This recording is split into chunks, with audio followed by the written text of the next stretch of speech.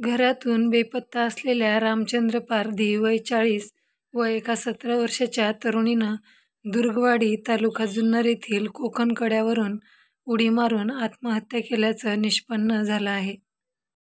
दोघांच्या एकत्रित आत्महत्येचं कारण तपासाअंती स्पष्ट होईल, असं पोलीस निरीक्षक किरण अवचर यांनी सांगितलं. कड्याच्या खाली मृतदेह दिसून आले. दुर्गवाडीचे पोलीस पाटील दीपक पारधी यांनी या घटनेची फिर्याद दिली आहे. यात कोकण कड्याजवळ उभी असलेली कार व तेथून जवळच महिला व पुरुषाची चप्पल जोड दिसून आल्याने कड्याच्या खाली पाहिले असता त्यांना मृतदेह दिसून आला असल्याचे नमूद केले आहे.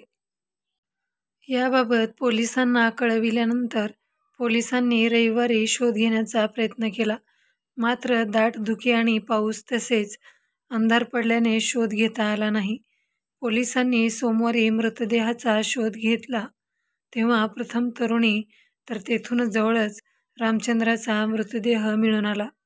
येथील शिवजन्मभूमी रेस्क्यू टीम, पोलीस व ग्रामस्थांच्या मदतीने कोकण कड्याच्या खोल दरीतून दोघांचे मृतदेह वर काढले. त्यांच्या नातेवाईकांनी ते ओळखले. पारधी यांची कोकण कड्यावर असलेली कार जुन्नर पोलीस ठाण्यात आणण्यात आली आहे.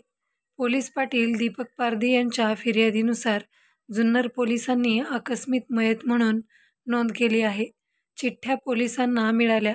आत्महत्येपूर्वी रामचंद्र व तरुणी यांनी स्वतंत्रपणे लिहून ठेवलेल्या चिठ्ठ्या पोलिसांना मिळाल्या असून त्यात उल्लेख केलेल्या संबंधित नातेवाईकांकडे चौकशी करण्यात येत आहे.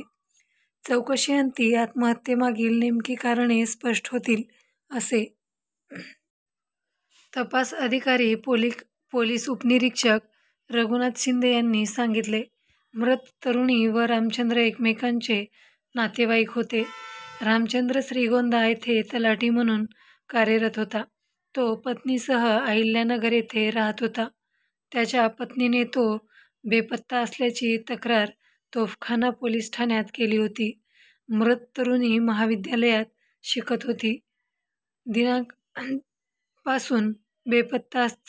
14 पासून बेपत्ता असल्याची तक्रार जुन्नर पोलीस ठाण्यात देण्यात आली होती. पत्नीसह तिच्या नातेवाईकांकडून मानसिक त्रास.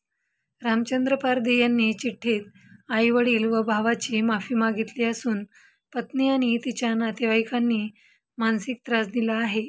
पत्नी आणि तिच्या नातेवाईकांच्या विरोधात कायदेशीर कारवाई करा, असे म्हटले आहे. तर तरुणीने आई-वडील तसेच इतर काही जणांच्या त्रासामुळे आत्महत्या करत असल्याचे म्हटले आहे. मित्रांनो, आपण जर नवीन असाल तर चॅनलला लाईक करा, शेअर करा आणि सबस्क्राईब करायला विसरू नका. धन्यवाद.